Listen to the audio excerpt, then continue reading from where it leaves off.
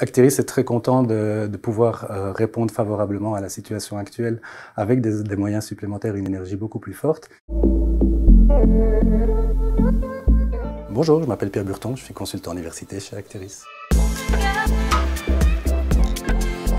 C'est important qu'Acteris mette en place un accueil spécifique par rapport aux Ukrainiens du fait du nombre de personnes qui sont attendues. Donc il y a une estimation mi-avril de 20 000 personnes en région Bruxelles-Capitale qui seraient déplacées d'Ukraine, dont 5 000 pourraient potentiellement s'inscrire chez nous.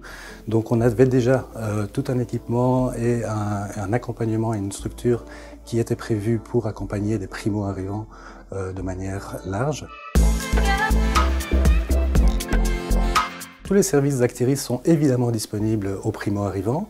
Ce qu'il a fallu faire, c'est des adaptations supplémentaires pour leur permettre d'être un petit peu moins éloignés du marché de l'emploi et d'arriver à avoir des chances équitables et plus égales. Donc on pense premièrement notamment à la langue. Donc il a fallu organiser des infosessions également en ukrainien et en russe. Il y a déjà un système de traduction disponible chez Acteris. Il y avait 22 langues, maintenant il y en aura 23. Il y a aussi tout un système d'accompagnement. Donc il y a une cellule spécialisée d'accompagnement pour les personnes primo-arrivantes.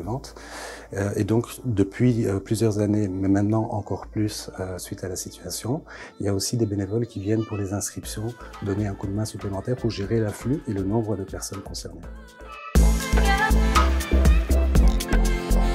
Nous avons mis en place deux systèmes. Le premier, c'est un élargissement des canaux de recrutement.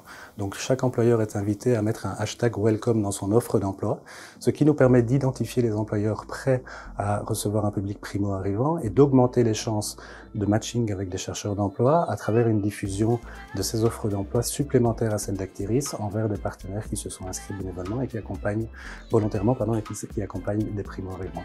L'autre action qui existe au sein d'Acteris, ce sont le développement d'actions positives. Et donc, depuis déjà plus d'un an, nous avons mis en place une action positive pour des primo-arrivants dans le secteur de soins de santé avec l'aide de la FEBI. Et là, il est possible, en respectant bien entendu la législation, de demander l'aval au ministère de l'Emploi fédéral pour mener une action qui permet d'engager exclusivement des primo-arrivants.